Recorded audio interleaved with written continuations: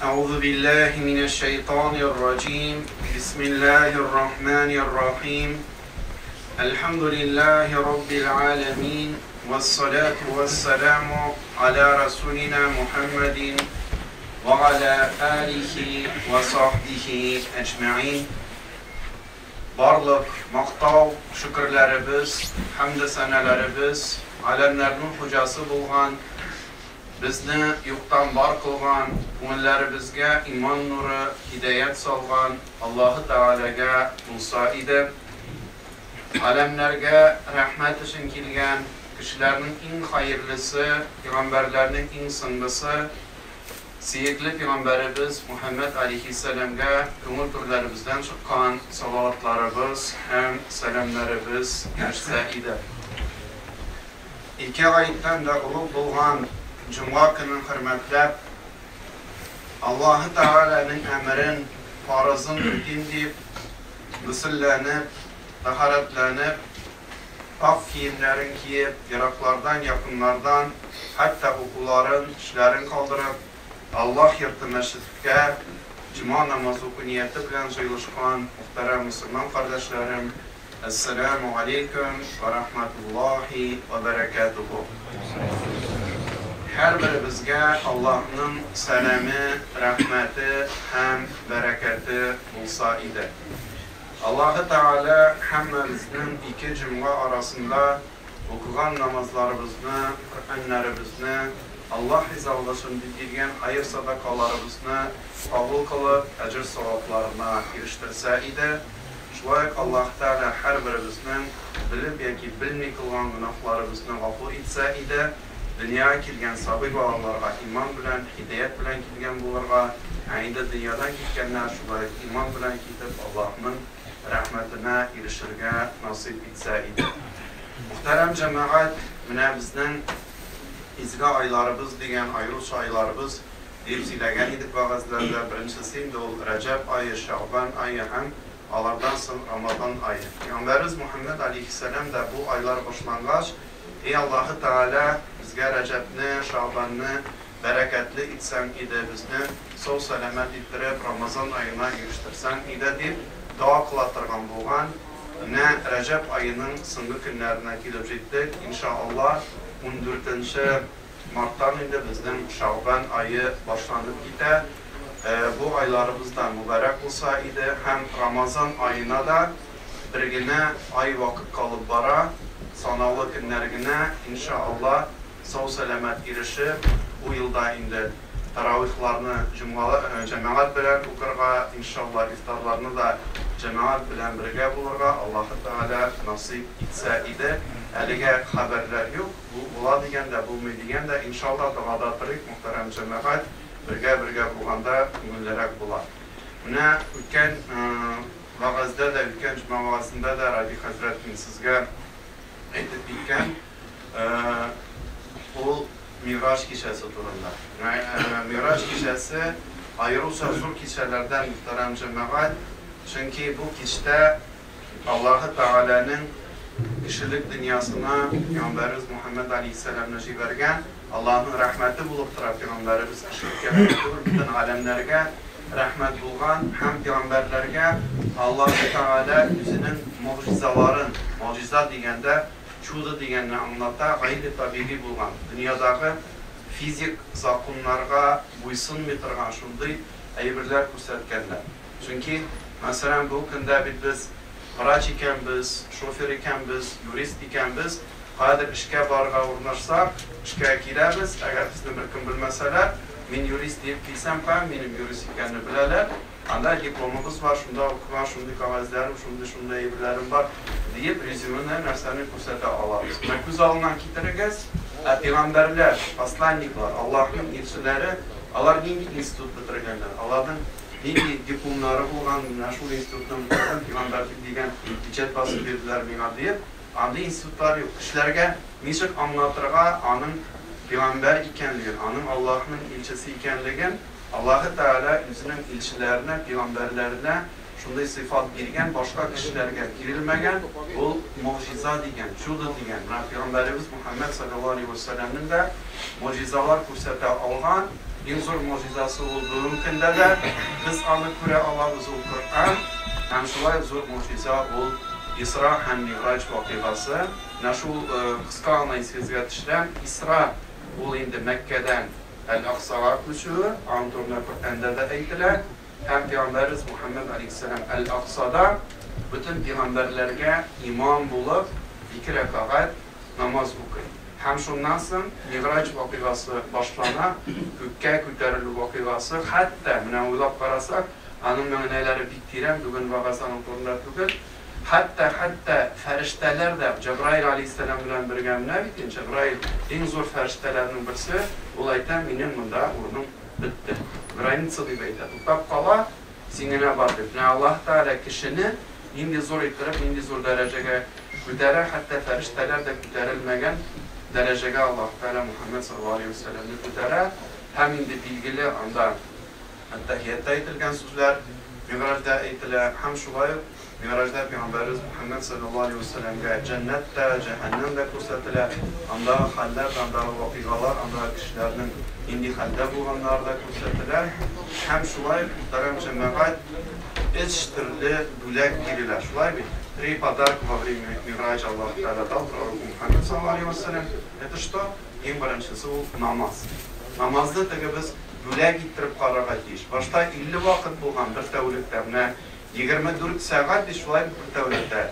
Әгәр 50 вакыт намаз булса, безнең 1 сәгатькә 2 намаз укыр идек. Бәлкем күбебез хәлебездән килмәс иде, өлгереп бетә алмас иде. Аллаһның рәхмәте белән 50 вакыт 5 вакытка калдырыла, ләкин 5 вакытны укып барсаң да савабы 50 вакытны кебек Аллаһ каршында языла. Бу бүләк түгелме? Аллаһның бик зур бүләге. Һәм шулай мөхтәрәм җәмәгать Пәйгамбәрбез Мухаммад алейһиссаламга Миграҗда турыдан-туры Әл-Бакара сүрәсенең 2 аяты әмана Расулли укыла башлый, ул турыдан-туры индерелә. Һәм өченчесе 2 төрлерәк фикер ишеткәнем бар. Берсе ул Пәйгамбәребезнең шәфәгатьче булу мөмкинчелеге дилә кыямәт көнендә. Һәм шулай әйтелә, әгәр дә мусульманнар Пәйгамбәребезнең өммәтеннән булган кешеләр ширккә батмасалар, Аллаһ Тәгалә аларның гөнаһларын ғафу итә дигән шундый бүләк бирелә. Һәм мөхтәрәм җәмәгать, кире Пәйгамбәребез Мухаммад саллаллаһу алейһи ва сәлләм Миграҗдан кайтканда, ул безнең дөнья күзлеге белән караганда шундай әйтелә, кушиннан чүлмәктән су агып ава торган булган, ул әле кире әйләнеп кайтканда авырга өлгермәгән булган. Теге доли секунд нәрсәме? Бу муҗиза. Бу муҗиза мөхтәрәм җәмәгать, Пәйгамбәребез теге рухы белән генә түгел, тәне белән дә, җаны белән дә Аллаһ Тәгалә тиз арада үсергән пространствода да, вакытта да Аллаһ Тәгалә кудрәте җитә. Без аңа ышанырга, инанырга тиешбез. Кыскача гына әйткәндә шул, аның турында 5 минутта гына аңлатып бетерү мөмкин түгел. Бүген вагазда мөхтәрәм җәмәгать, хәлемнән килгәнчә Коръәннең Әл-Хуҗурат сүрәсенең 13-нче аятын сезгә укып, аның бераз тәрҗемәсен әйтеп, шуннан гыйбрәтләр алырга үземне дә, сезне дә чакырам. Аллаһ Тәгалә әйткән: "Аузу биллаһи минәш шәйтанир раҗим. Бисмиллаһир рахманир рахим. Я әйюхан-насу инна халакнакум мин закарин ва унса ва җаалнакум шуъубан ва қабаила литагарафу. Инна акрамакум индаллаһи атқакум. Инна Аллаһа алимун хабир." Хуҗурат сүрәсе 13-нче аят. Аллаһ Тәгалә әйтә: "И кешеләр, һич шиксез без сезне бер ирдән һәм бер хатыннан яраттык. Без сезне танышуыгыз, бер-берегезне белү өчен кавымнар һәм кабиләләр иттек. Аллаһы хузурында иң кадерлегез, бик тә тақвалык иясе булганыгыз. Һич шиксез Аллаһы һәр нәрсәне белүче, һәр нәрсәдән хәбәрдар." Аллаһ Субханаһу ва Тааля в суре Аль-Худжурат 13 аят сказал: "О люди, воистину мы создали вас из мужчины и женщины и сделали вас народами и племенами, чтобы вы узнавали друг друга. И самый почитаемый перед Аллахом среди вас наиболее богобоязненный. Воистину Аллах знающий, ведущий.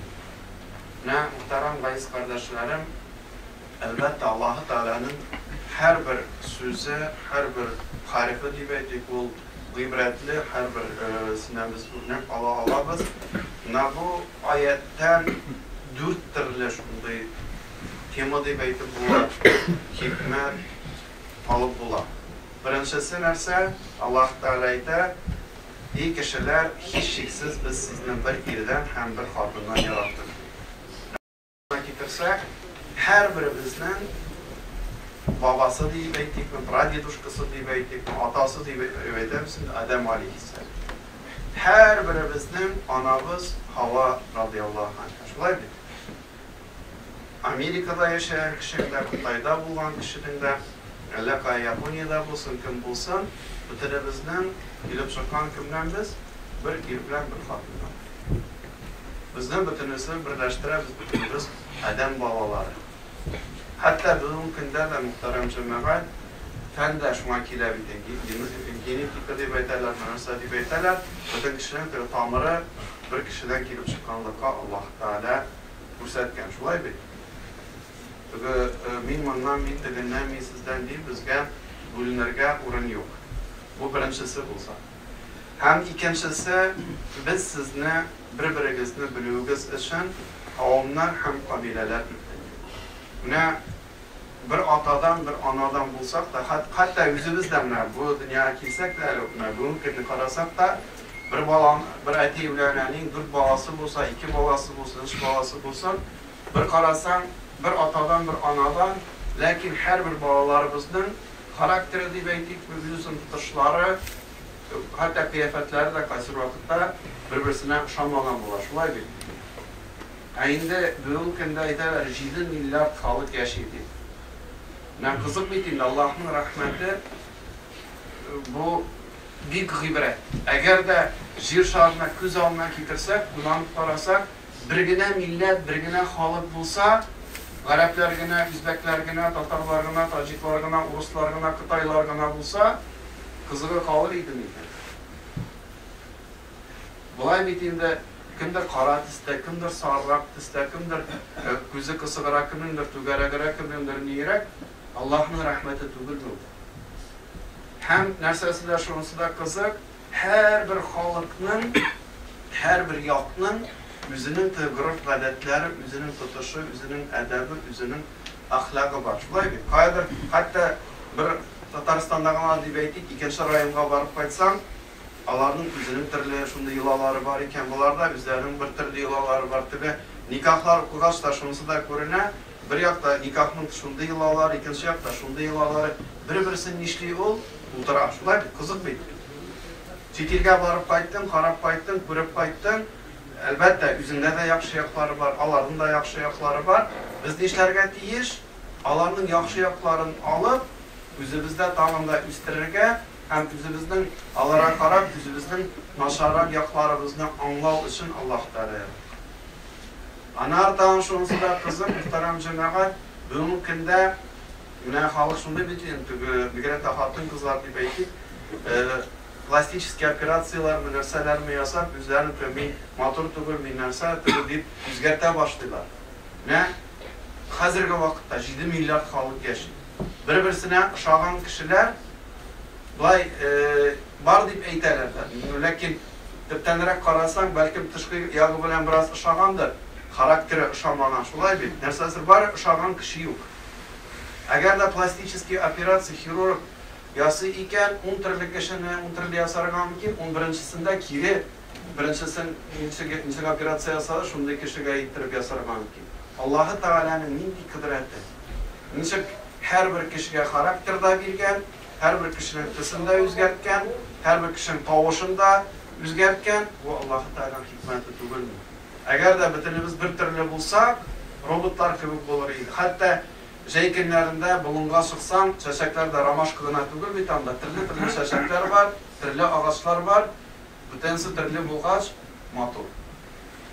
Hem Allah-u Teala tabi nerseli devam ettiren muhterem cemaat, Allah-u Teala посетил сказал, inna akramakum indallahi atqakum. Allah huzurunda en qadrligiz bitta taqvoli iyasi bo'lganingiz. И самый почитаем перед Аллахом среди вас наиболее богобоязненный. Бунда aytilmagan, шул qavm, шул xalq, шул millat xayrliroq, bu millat xayrliroq, shunda yashaganlari xayrliroq deyilmagan. Qaysigiz xayrli? Kim Alloh Taala ko'proq ishona, kim ko'proq izgilik qila, shunisi xayrli. Albatta har bir millat o'zining urf-odatlarini, tilini bilirga tiyish, saqlarga tiyish, lekin endi biz maqtana olmaymiz. Biz bundayroq, biz sizdan yaxshiroq deb ayta olmaymiz. Alloh qarshida nindi millatga tam bo'luvina qaramasdan, agar Allohga ishona ekan, agar izgiliklarini ko'p qila ekan, bu kishi xayrli bo'ladi. Ham Alloh Taala oyatning oxirida aytib qo'ya, innalloha alimun xabir. Hechsiz Alloh har narsani biluvchi, her narsadan haberdar. Воистину Allah знающий, ведущий.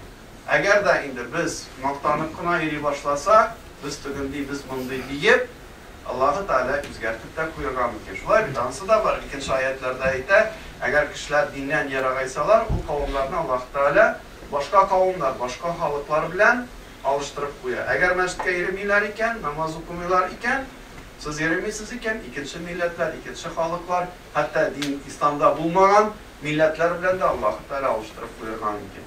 Muhtaram jamoat, taqvolik to'g'risida bir so'zgina aytasim kerak, u o'zimga ishongan so'z. Bu kimning so'zi? Ali ibn Abu Talibning so'zi. Хотел бы, завершая вопрос, сказать, что такое таква, что такое тaqvolik. Это сказал Ali ibn Abu Talib. هي خوف من الجليل وعمل بما في تنزيل والقناعة بالقليل والاستعداد ليوم رحيل. То есть вот сказали же, самый почитаемый, самый близкий перед Аллахом тот человек, который богобоязнен. А когда у Али ибн Абу Талиба спросили, что такое богобоязненность, Али ибн Абу Талиб сказал: это страх перед величественным, действие в соответствии с неспосланным, довольство малым и подготовка к дню разлуки с миром этим. Yani Ali ibn Abu Talib aytgan taqvolik narsa deganda shunday anglatma bergan, hiya xavfu min jalil. Hiya ul jalildan, ya'ni Alloh taoladan qo'rquv. Va amalu bima fi tanzil. Ham Qur'onda, ham hadisda aytilgan, indirilgan ayyorlar bilan amal qilib. Qur'on bo'yicha, hadislar bo'yicha, Peygamberimizning yo'li bo'yicha yashab. Val qanoatu bil qalil. Az bo'lgani bilan qanoat bo'la bilib. Val istidadu yawmi rahil. Ham azrlanu bu dunyoni qoldirib oxiratga ketuvga azr bo'lib turib. Shulay bo'larga Alloh taolo hammamizga nasib etsin.